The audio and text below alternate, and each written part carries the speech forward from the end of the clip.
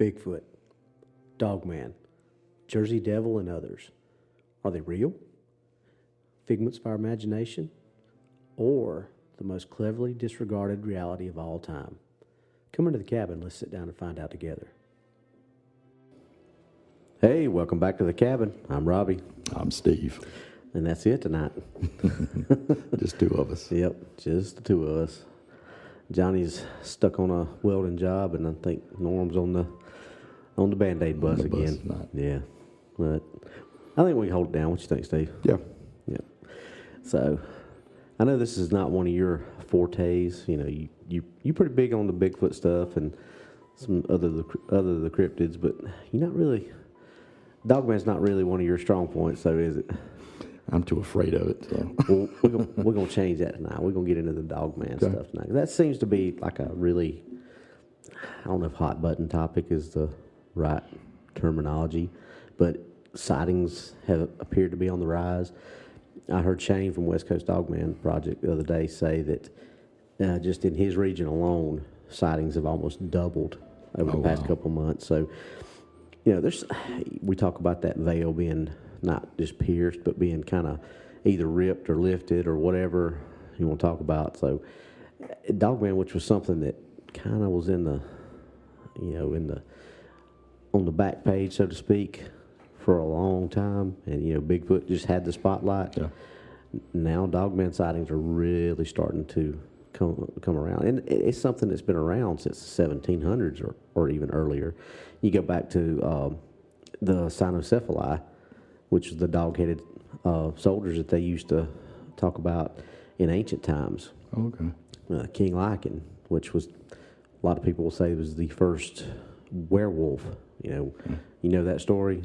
The king, for those who don't know, King Lycan was, or Lycaon, however you want to pronounce it, it's depending on where you're standing in the world is how you pronounce stuff. But I pronounce it King Lycan because I'm a ignorant old hick. But anyway, he supposedly had this big soiree and invited Zeus.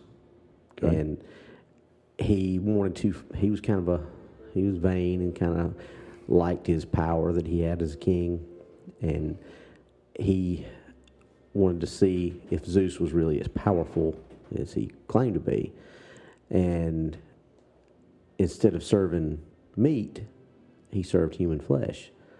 Oh, wow. And so Zeus, immediately knew it when he came in, and I think let it go just a little, never partake of it, or partook of, however you pronounce that word. There I go again with words. But, said, if this is how you're going to treat me when I come in here, then we're going to take care of this.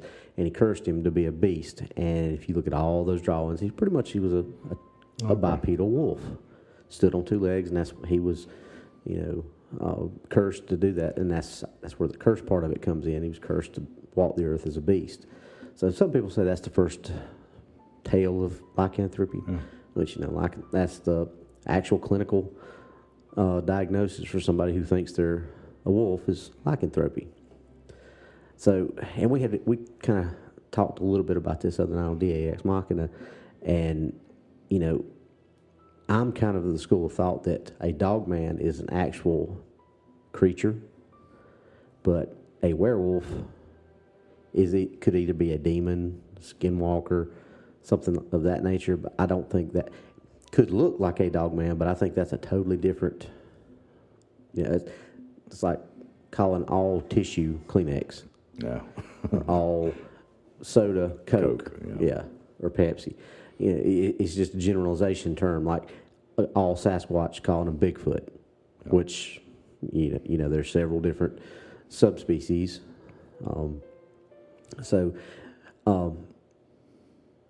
Obviously we've got some of the more famous dogman sightings, which obviously everybody knows, the Beast of Bray Road. That's a pretty popular one that everybody, even those who really aren't in our community, have heard that one. That's one of the ones that kind of transcend our community. Beast of LBL sort of does the same thing. There are people who know about that one who don't really, follow this kind of field that we're in. we did a show on Werewolf Springs. That's another one. That's more of a little more of an obscure one. Have you heard of that one? I don't think so. All right, Werewolf Springs. That's actually a pretty good story. We did Tyler, about 2 months ago, I think we did. 3 months ago. Okay. I think it was just me and Johnny that night. But the gist of that story, and I'm not going to go back to dates and all that, but back in the when the railroad first really became heavily used during the middle to end of the Civil War, okay, everything was on railroad tracks, and it seemed like every other day there was a big accident, train wrecked and all this stuff, and it seemed like it was always a circus, because it was always a circus. It was losing things. Well, this one just outside of Tennessee, and they recovered everything that escaped except for 2 attractions that were listed as the Wild Men of Borneo. Okay. And supposedly they were wolf-like creatures. And long story short, people started getting attacked in this little area in Tennessee. And they brought this hunter in. And did you see the new version of the Wolfman with Benicio del Toro? Did you ever see that one? I don't think so. Not either. There's a scene in there where they're trying to catch whatever it is that's killed, and so they stake out a goat, and they go hide, and it doesn't work, and a bunch of them get killed.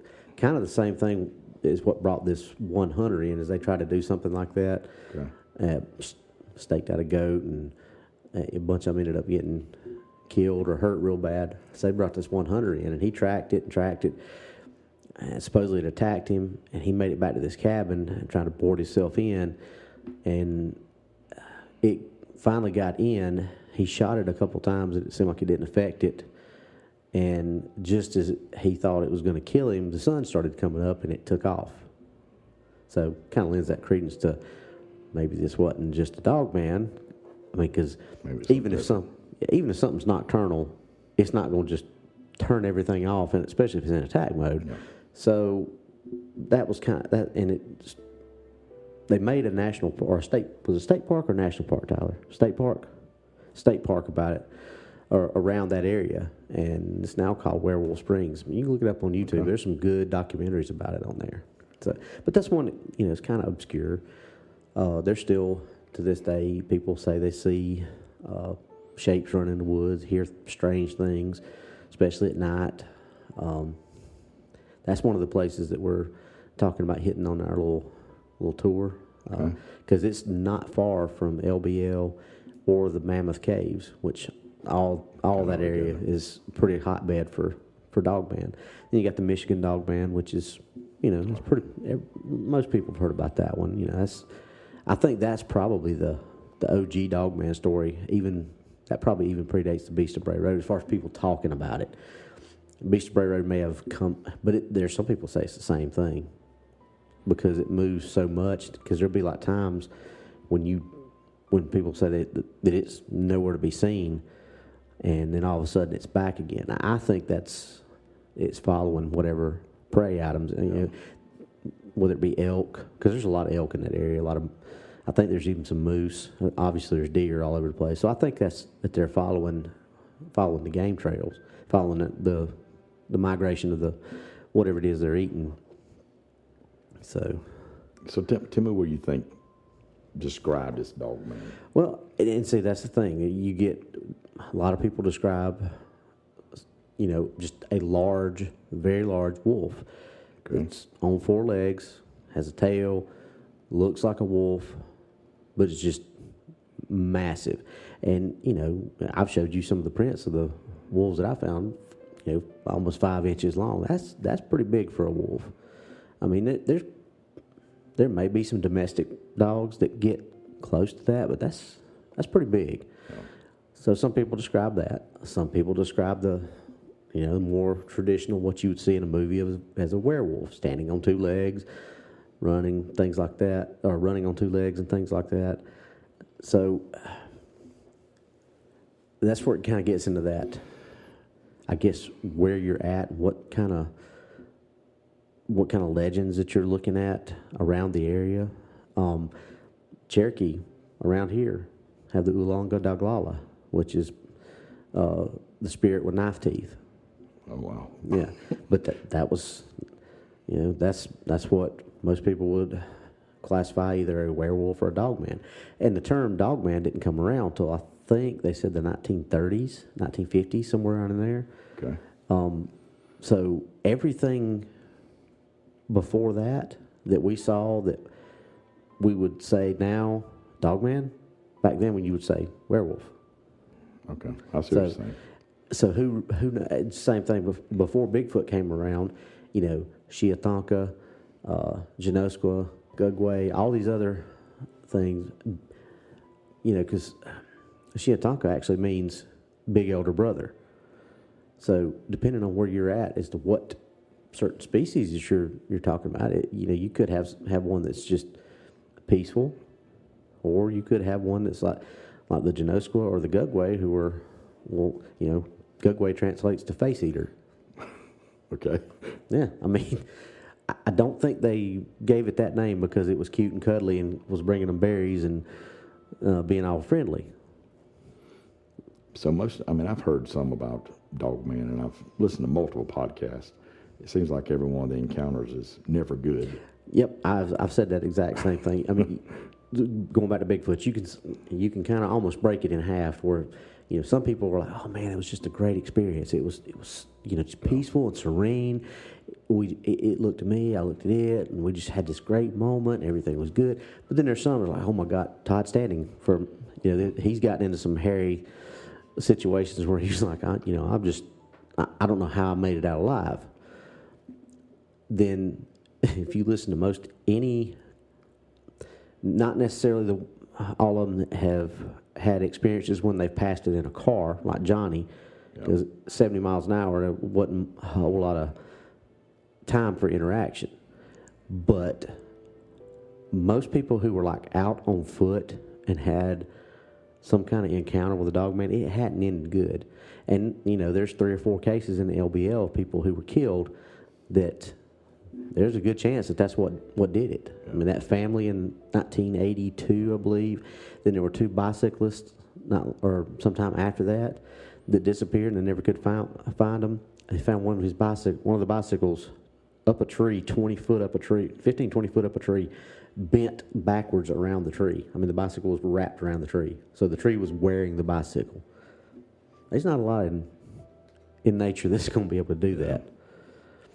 So, and, even DA, when he went to Joe Ball to take a picture for, a publicity picture for one of the books. And Steve took the picture. He didn't think nothing about it. And he sent it to one of his guys to kind of do some enhancing on it for the book covers and everything. And they saw something in it. So it was actually a video. So you can actually get on DA's page and you can actually see it.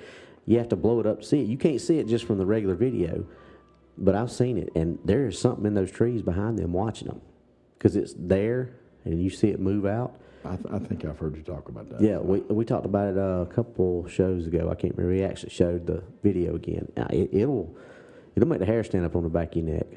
Now, his book, is it the Lakeview Man? Lakeview Man's the one that's more or less about Bigfoot, the Gugway. Yeah. So that wasn't the Dogman book? No, Apex Predator. Okay. Because I've listened to one of his books on tape. Yeah. So it was great. So the Apex Predator, that's the one that follows Will Gray Eagle, and I'm not even going to try because I know I'm going to butcher what they're. Okay, I'll try. Hotamotaneo, which is dog soldiers. Okay. But I think Cam does a better job of pronouncing it than I do, and that's Cam will say that's saying something. But anyway, the very first Apex Predator, Blood Moon, that was about the Oolonga Doglala, the spirit with knife teeth, which is the Dogman basically. But he gets into a lot of the lore of what it is and what happened. Basically, you got your dog soldiers who are, good and they're trying to do the right thing, but if they fall to that evil, so basically you can switch back and forth. You can change into the wolf spirit when you need to fight, but then once you have gone over to that dark side, you stay in wolf form forever. That's the all that stuff I don't know. So, well, I mean, I learned a lot of it through the books and then listening to William Nighthawk. Williams, he's an excellent source of anything to do with Native American culture and lore. I mean, I could sit and listen to William for hours. Now I've listened to some podcasts with this Martin Groves. Mm-hmm. He was in law enforcement in Tennessee and had an incident in, I think, 1993, him and his partner in the woods. So he was in the LBL, right? Yes, he was. And that's great story he tells, and very, very detailed. And he's retired law enforcement. So. Well, another good one to listen to if you want to hear about LBL is Barton and Letitia Nunley. They go over there all the time. They've had a lot of good. And the people from Hellbent Holler, they're over there all the time. Those guys. Yeah, I thought I remembered you saying that but they've got some pretty good encounters that they've had. Recordings and things. Yeah. So, like I said, Bigfoot's had the spotlight for a long time. I guess Bigfoot and Loch Ness have been, that's when people talk about cryptids, that's the first two that pop it. But now you start seeing all these other sightings coming up. I mean, there's something out there. I mean, I don't think if all of a sudden, after post 1950 or 40, whatever, when that article came out coining the phrase Bigfoot, whatever year that was, right before the Patterson-Gimlin footage. Yeah. If that was when all of a sudden you started hearing about Dogman and things like that, maybe you could say, oh, it's just, kind of like that, some of the lizard man sightings. Yeah. You didn't hear about them until after the cryptid craze, so to speak. But, seriously, I mean, Dogman sightings, French trappers were having sightings of Dogman back in the 1700s. Oh, wow. I didn't know that. So, and just the thing with Teddy Roosevelt, why did he set aside 87 million acres as national forest? And that's just the national forest. I don't count the state parks that go with it. I mean, if you start adding the state parks in, there's over 100 million acres of land that is untouchable, that you can't. So, why? I don't think it was just for the green effect, because back then they didn't know or care about stuff like that. If you look back through history, I mean, if you really start investigating deeply into any of these things, there's a long paper trail of just the Patterson film. It's an unbelievable amount of research is done with that during that time period, from mathematicians in Germany to here in the U.S. Mm-hmm. Once you look at that, and that's kind of what I've always looked at, old newspaper articles and move forward. Yeah. There has to be a truth somewhere in there. Well, just like we say all the time, all these movies, you see them, and you're like, man, there's some grain of truth somewhere in that. Just like the Inca stones, I've said this 1,000 times before. They couldn't get on Google and Google what a Tyrannosaurus Rex or a Brontosaurus looked like. 4,000 years ago, what was the only way that they could have drawn something that looked like one of those? They had to have seen it. Yeah, I agree.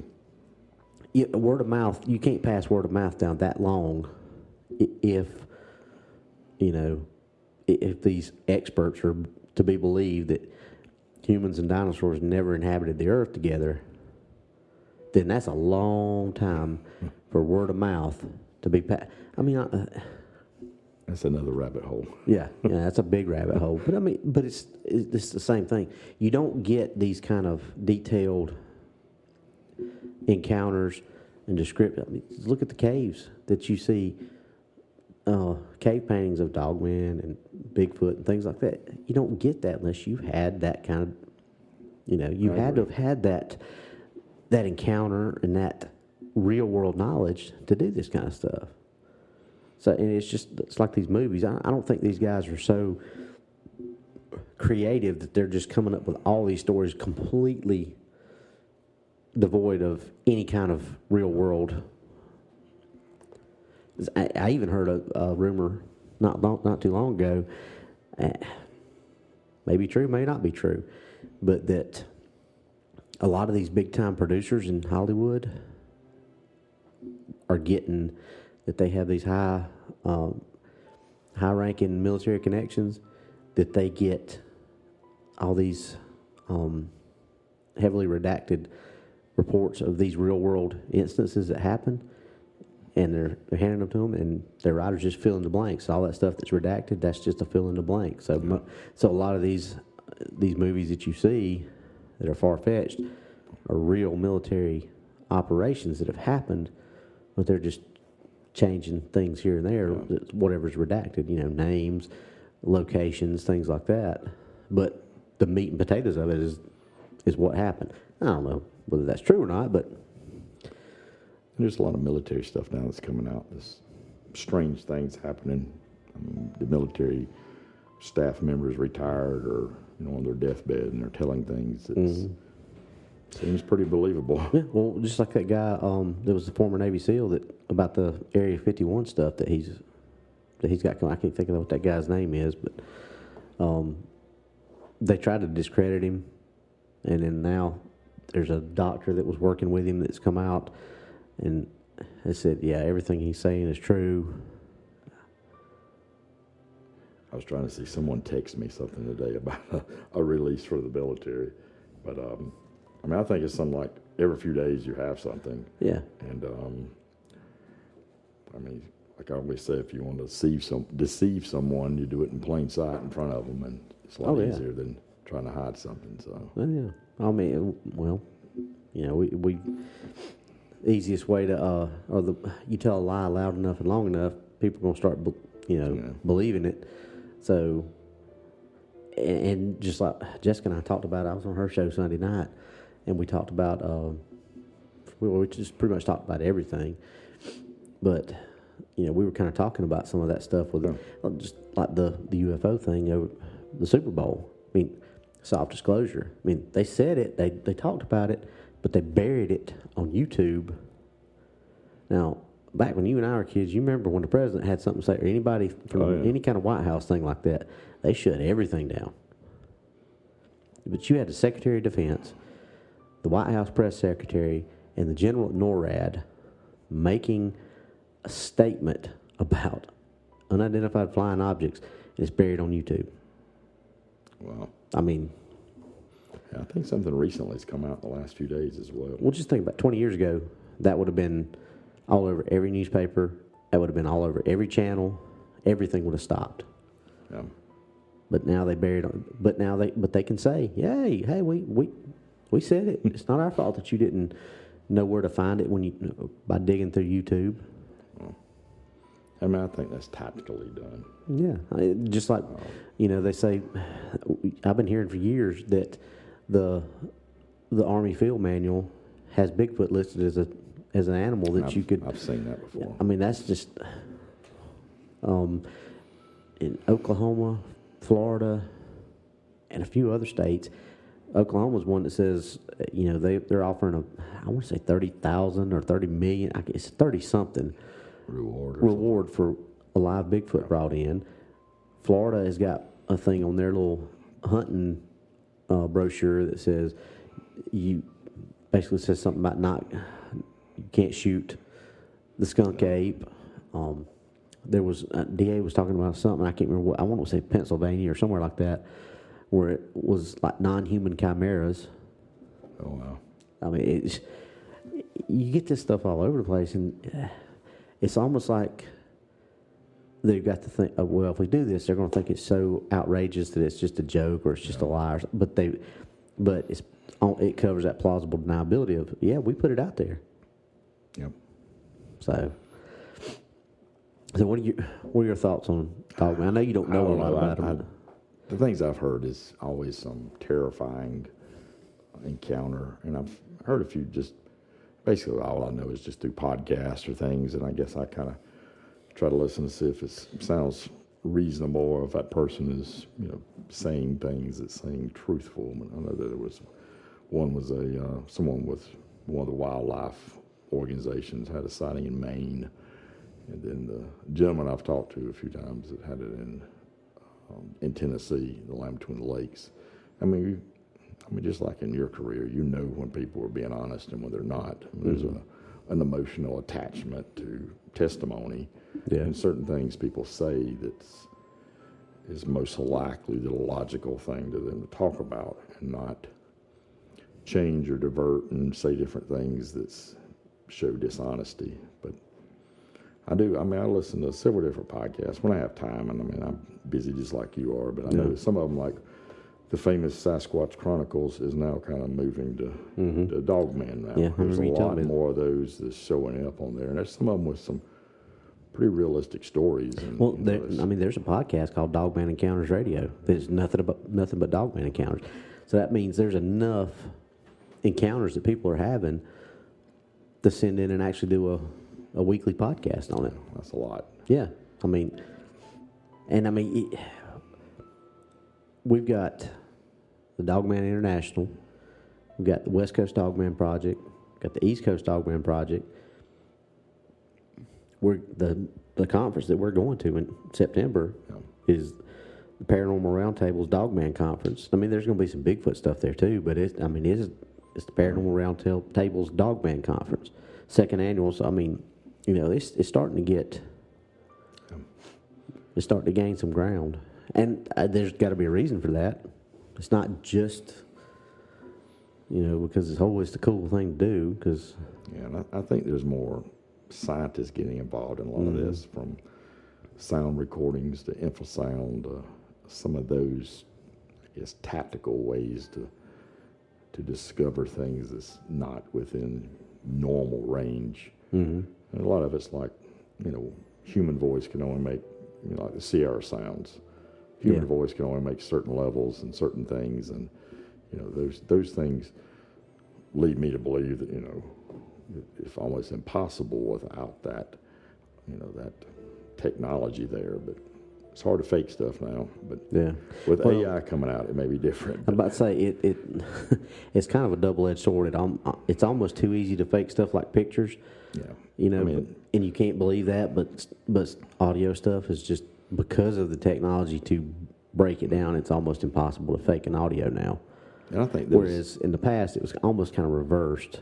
You could fake an audio a whole lot easier than you could fake a picture. Yeah, and I think the Sierra sounds is, I've read up on some of those things and actually seen, a few people in person before that's done those, but stuff that was recorded at that time period, and then the ability to fake some of that during that time period.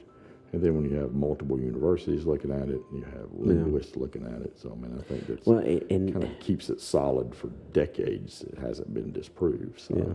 And I hate that I didn't get a chance to talk to Ron Moorhead down at the Florida conference. He was down there, but, man, he knows his stuff. And I think the guy he got that, or the first guy he got them to, or got to listen to that, this guy had knew 14 different languages or something like that. NSA guy, retired NSA guy. And he said the guy's first listen to it, he was like, "Oh my God!" He said, "I ain't even got my equipment on it yet." And he said, "I'll tell you right now, this is no way a human did this." I think he discovered that, but his son was like doing a book report or something. Looked up some sounds and got interested in it. He has some, I would say, some different type YouTube videos out there. It really gets into language, and he's very educated. And very knowledgeable what he's doing, but it's something I'm not used to, some of the strategies he uses, but I think he's been honest about it. So. Yeah. Oh, he definitely knows his stuff. Like I said, I wish I'd have got to talk to him, but I actually have got to go back and watch his presentation. It was, it's mind-blowing. Dr. Meldrum that's the main reason I went down there, because I really wanted to see him. I've seen him before. And his presentation was great, but Ron Moorhead was just off the chart and M.K. Davis is another one that's like that. We had him on DAX Machina a couple months ago, and I was just, DA had to send a message, "Hey, get involved in the chat. I'm like, I can't. I'm just listening. I'm mesmerized listening to this guy because he just, Now, granted, there's some things that he says that I don't necessarily 100% follow along with. Just like Doug Highcheck, same thing. Doug knows a lot of stuff, but that's the beauty of this. We don't have to have the same 100% of the same opinion. I agree. Yeah, Jessica and I, we've got differing opinions on a lot of things, but that's okay. You can have that and just have a conversation without it having to turn to all this hatred stuff. I don't get it because there are no experts. Yeah, I'm neutral. I mean, I definitely don't know the answers, and I'm neutral, and I listen and try to learn. And I definitely don't know. I've got my opinions, but I'm far beyond saying that my opinions are how everything has got to be. I just, why I come to the conclusions that I come to, because I'm an evidence-based guy. I go where the evidence, I go where the evidence takes me. And me and Jessica discussed it again about the tracks, and she said, she's actually been through some tracker training, and but we still go a little bit of a different way on that. She sees and understands how I come to my conclusion. And I see and understand how she comes to hers because she says that she's seen portals. Yeah. She says she's seen people go into portals. And if she's seen that, then, I can't say that she's wrong any more than she can say that I'm wrong because I believe they backtrack. So, I mean, who knows which one of us is right? Yeah. But, she and I can still have a very civil and very engaging conversation about it. Because we don't get mad because one of us don't believe the same way the other does. And everybody needs to be that way.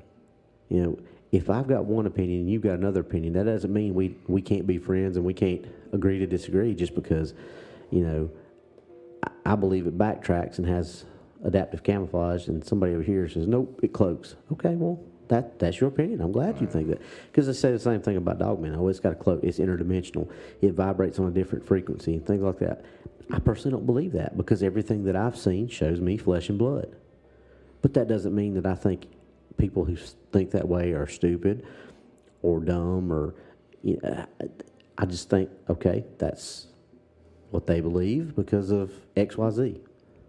But I believe what I believe because Occam's razor. Yeah. The evidence has taken us that way. So, and it's the same way with Bigfoot. Same way with Dogman. The only thing that you really never hear anything crazy like that about is like Loch Ness Monster. Have you ever thought about that? Yeah, I had a friend that stayed 30 days on that lake. But nobody ever, you don't ever hear any of the crazy theories about the Loch Ness Monster that you hear about Bigfoot and Dogman, things like that. I know that maybe somebody faked some pictures that were real or not real. I don't know. But either people either say it's real or they say it's a holdover from the dinosaurs. That's it. That's all you ever hear about them. You never hear that it's an interdimensional being or that it goes through portals or anything like that. It's just it either is or it isn't. Those locals, they know. Oh, yeah. So, and that's kind of like things in our area. Local people know. They just a lot of times they don't want to talk about stuff. Well, and he was talking about that when he was doing his research for his book, for the I think it was for one of the Apex Predator books. It may have been for Lakeview Man. I can't remember, but he said in the town that he was actually using for the backdrop, people were like, "Nah, get out of here. We ain't talking about that. We don't talk about that." And even a police officer, he's like, identified himself as a retired police officer, showed his credentials and all this stuff, and the guy says, one cop to another, you need to drop it and get out of here. But the next town over, it's like they couldn't shut up about it. He couldn't write fast enough to the information he was getting. So I mean, just that little bit of a remove, people were like, but the people that were right in the middle of it didn't want to talk about it. And I think there's a lot of law enforcement that are very interested, but obviously they don't want to go public or anything of that nature. And I mean, I've talked to a few who I'm the one person they've ever told just because of their fear of ridicule and things. And that's why I waited. as long as I did, because I mean it was, you couldn't talk about it without getting made fun of. Even still, the last department I worked at, they made fun of me mercilessly. Now, do I still get ribbed a little bit here where I'm at now? Yeah, but I'm allowed to do and believe what I want to believe about it without. Yeah, I mean, I think if you lay down some of the evidential-based things, and just like interviewing people, you know when, just like a missing person, if you have a missing child, you know from their parents if the stress level during their testimony to you is such a different level. Mm-hmm. And I'm not saying that, when you interview people or talk to people about some of these things, they think what they saw is real. Yeah. There's no doubt. And it's not like they're being dishonest. I mean, when you hold something from your family or from your spouse, and you end up telling me 10 years later, and you have a meltdown talking to me about it, I mean, that's definitely an emotional-based memory that's, has been there, and, I mean, it shows truth and shows background and shows, that they are being honest. I think that's kind of the way I look at things, is that testimony from people, how they're telling their story and, how detailed they are. Yeah, and like they say, the devil's in the details. I mean, if somebody said, and this is like the Bauman incident with Teddy Roosevelt. Yeah. I mean, you don't get that level of detail from just taking a statement from somebody. Yeah. You know that as well as I do. Because I've listened to some of that recently since I've talked about it. So you do not get that level of detail unless you're bringing it from memory versus talking to somebody. How many statements have you ever taken that's that accurate and that detailed? I've never taken one like that. 26 and a half years, never gotten a statement like that. You just don't get that. Most of them are 2 sentences. Yeah. Okay. All right. This guy attacked you with a baseball bat. I want you to write what happened. Because remember, this is your statement to the judge. I was sitting in my house, and he came up behind me and hit me with a bat. The end. They're all very, very short. Yeah. No matter what it is. You might want to elaborate a little bit more, because you need to tell the judge. But that's the kind of statements you get 99.9% of the time.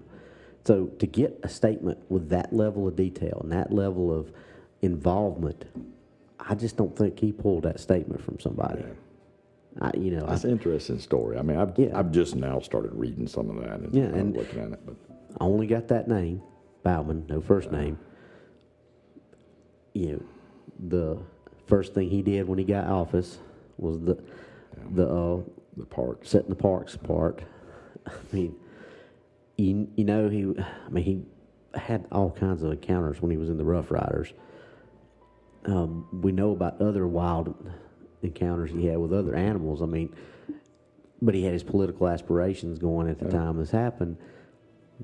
Would you have wanted to vote for a guy back then who claimed that all that happened? Yeah, that's true. Maybe not. I mean, I think DA's got a very good hypothesis going with that one. So, but that leads into all that other stuff too. I mean, you don't have all this stuff unless there's some grain of truth involved in it. I agree. I mean, there's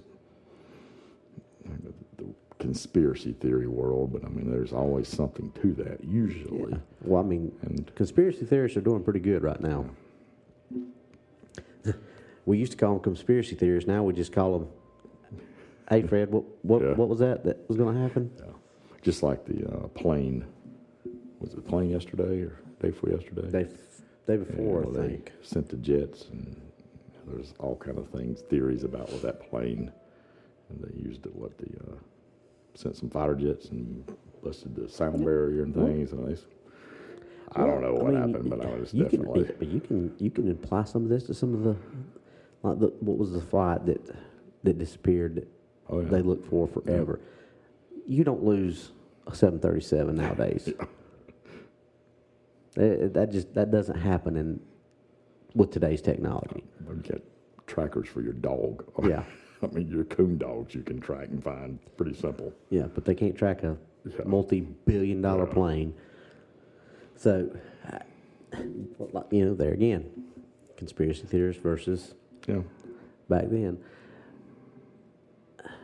It's like what Mark Twain always said was his quote, it's easier to fool someone than convince someone they've been fooled. Mm-hmm. So, I mean, in the law enforcement world, there's always that deception they play, especially on major drug cases and things, that's deceiving people to get to the end game. I mean, it's a cat and mouse game. Yeah, it is. It's a game. I mean, it is 100% a game between us and them. And that's really how a lot of life is. Oh, yeah, I agree. So, which I know that's kind of off of our cryptid topic, but, much like DA Ex Machina, I don't think it would be one of our shows without us going off, derailing and going off the beaten path and down a rabbit hole. But y'all have a lot of shows, don't you? I mean, y'all do that a lot. Yeah. Two times a week we're derailed.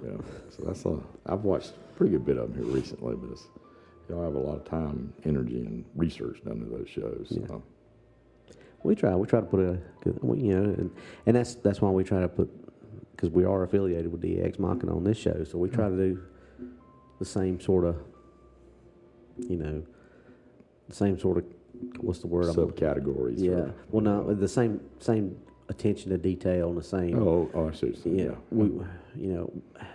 And when I first wanted to start this, when it was Lance and I kind of wanted that same feel that we got from DA Ex Machina, where it's just a bunch of us sitting around talking, and not in that news reporter feel. This is just you and I sitting here having a discussion about Dogman and whatever else falls into it. I didn't want to set a script and go specifically about it, because when I started this, the very first one, I wasn't officially on DA Ex Machina, but I had been on there and I had watched a bunch of their shows and I liked that formula, and I told DA that I wanted to follow that same formula. And he's like, go for it. And so me and Lance, that's the way we started, and that's where the cabin thing came from. So that's a good idea. It's that formula that works. It's being honest with people. It's we're not experts on this, because there's not anybody. There's not anybody out there right now who's an expert on this. I don't care what they tell you. I agree. That. I mean, I agree. And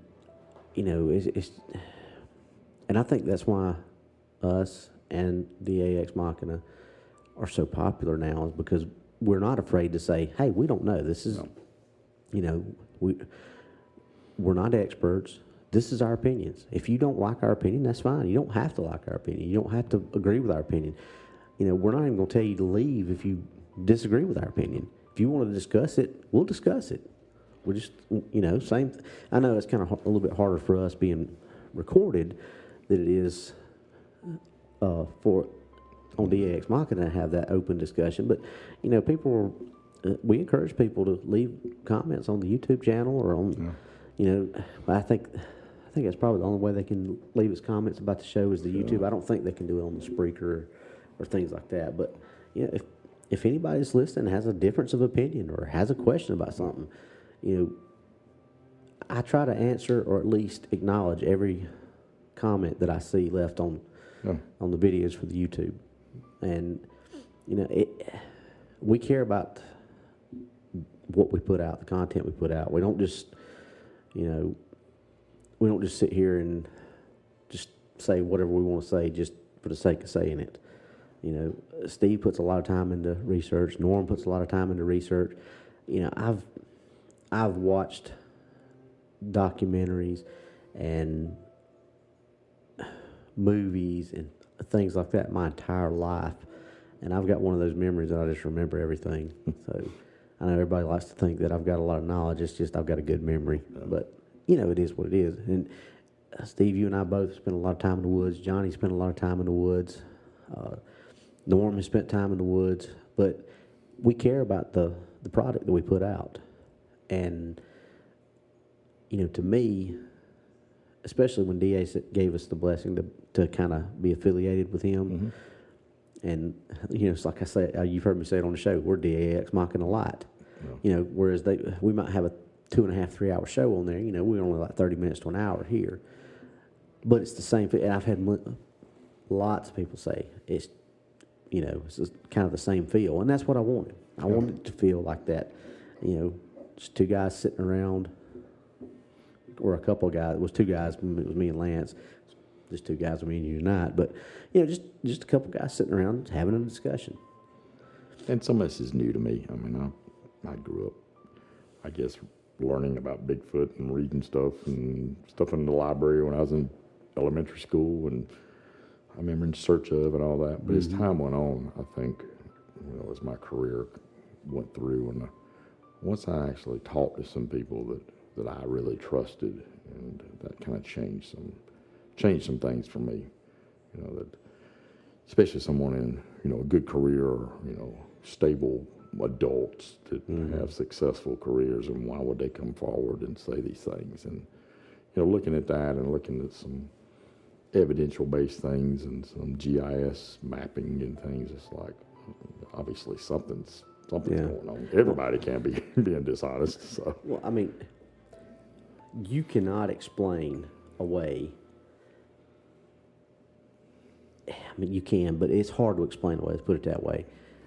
How much those three maps overlap: the missing 411, the cave systems, and the Bigfoot sightings. Oh yeah, it's real, and I think you could probably put some Dogman sightings over the top of that, and I'm sure they would probably overlap too.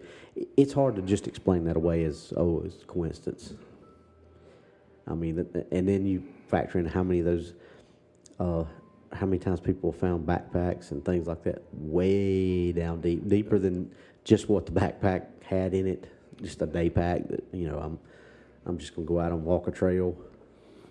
Stuff, when you start looking at stuff like that, it's hard to just say, oh, well, they just got down in the cave and got lost. Yeah. They got down in the cave and got eat is probably what happened. Or, excuse me, they got it. Yeah, and that's kind of like the story we talked about from the guy from Bryson City that was hiking. And I kind of looked around the other day to see if I could see anything new or a link to his family or anything like that. I didn't see anything news-wise, or it's like it's completely stopped. And I mean, I know a few people on their search teams, and I mean, they're dedicated people, and you're talking almost 30 separate professional search and rescue teams were there. Yeah. It's just odd to me that nothing, or at least nothing they've released to them, through the media have been located. I just think that is pretty odd for an experienced hiker. I mean, I'm surprised he didn't have a GPS locator. I mean, I don't have one, but that's something I've been researching to decide which one I want to purchase. But I'm off grid quite a bit. I was on the Appalachian Trail a few weeks ago in North Carolina, the edge of North Carolina. No cell service, no nothing. Your phone has a satellite in the corner. Yeah. And when you've been down 8 or 10 miles on dirt roads, and then you're hiking in 2 or 3 miles, something bad happens, you in trouble. So, but I mean, I just think those cases, those missing people are interesting, and I've always liked those. And well, I mean, they'd be interesting just for how interesting they are, and how out there, I guess they are. But when you start looking at it the way we look at things with cryptids and things like that, and then you start overlaying all that stuff. Now imagine if we weren't into cryptids, we were just sitting here talking, and we just overlaid those maps. That would be a paradigm shift if you didn't already think about these things. I agree. And I was it would be like, whoa. In our area, I just don't think it's mountain lions and things. I mean, I've done too much research on that. So. I mean, maybe the odd one, but... The odd one coming through here or there, but it's not like we have a revolving population here. But. Yeah. Well, Steve, so you think you're a little bit more versed on the Dogman? Yeah, I need to study a little bit more. So, final thing, what do you think of the Dogman? Do you think it's a real creature? Do you think it's a spirit or a demon or a shapeshifter or a combination of all the above? I mean, what I've listened to and heard people talk about in some of their testimony, it just seems like it's something flesh and blood to me. I may be wrong, 100% wrong, but it just seems more that. I honestly think it's all of the above. I think there are real dogmen out there. It's just a creature, but there are things in this world we can't understand, we can't explain. There are demons. There's black magic. There's things that people get into that they should. I mean, just like the Oklahoma Girl Scout murders that you and Johnny talked about. The one that I gave Johnny nightmare fuel for. I mean, there's just things in that case that you can't explain. You and I both talked after that. It was like before that night. So how in the world do you explain some of that stuff? So, there's things out there that you just can't. Occam's razor just doesn't exactly. No. I mean, it might work on it once if you believe a certain way and you accept things, but for the general, average, everyday person who doesn't, that just is like, what? Yeah. So, all right, well, I guess that's going to do it for tonight's episode, Steve. You got anything else you want to tell everybody? I think I'm good. I enjoyed it. Yeah, me too. All right, and for those of you, anybody's got anything they need to say to us or give us a message, got a story you want us to look into, we love getting out and cracking into these strange cases that we get. Steve pretty much lives for that kind of stuff, so you can get us on the Facebook page at What's Really Out There. I think we're up to, what I tell you before, 200 or is it 300? 300 something. Yeah, 300 something members on the Facebook page. Okay. We're up 290 something on the YouTube channel. Hard to tell what on the Spreaker and all that stuff what we are, but we're growing, and that's a good thing. Yeah. Our goal is to hit 1,000 subscribers on the YouTube channel. So everybody that hears this, go subscribe to us on the YouTube channel. That's a good way to listen to the podcast. And Tyler's actually talked to me the other day about his plan on the videos once we hit, what did you say, 50 episodes? 50 episodes once we've got the 50th episode on there, which we're pretty close to that. I think this will probably be 40-ish, or maybe the high 30s. High 30s, okay. Maybe close to 40. So once we hit episode 50, Tyler's going to go ahead and put in a bunch of different, if people want to binge watch and watch all the way through, they can. He's going to put categories in if they want to just listen to all the Dogman stuff. It's called Filter Essentials, I think is what he said. Cool. So they can just go in, and if they just want to listen to all the Dogman stuff, they can listen to all that. Or if they just want to listen to all the Bigfoot episodes, things like that. So that's coming. I know we've had a bunch of people request stuff like that. So, and Tyler's been working on how would be the easiest way for him to do it, and he just figured once he hits 50 episodes, that'll be an easy way for him to start. Because he's got to go in the chronological one, that'll be easy, but the other one, he's going to have to go in and put every one of them individually in, and then he'll have to individually put everyone in past that goes into whatever category it goes into. So, sounds like a lot of work. Yeah, he's good at it though. So, but we're growing, and we want to keep growing. So, like I said, YouTube on What's Really Out There, Facebook What's Really Out There. If you want to send us an email, what's really out there 2022@gmail.com. Send us an email. If you got something that you'd like us to look into, if you got a story you want us to read on air, if you want us to keep your name out of it, we can do that. If you want us to look into it, we can do that. We pretty much got contacts all over the country and all the way into Australia and England and places like that. So, we pretty much got the globe covered. So, y'all give us a holler, or if you just want to say hey. Sounds great. I enjoyed it. I did too. All right, I guess that's all from the cabin. We'll see you next time, folks. Have a great evening.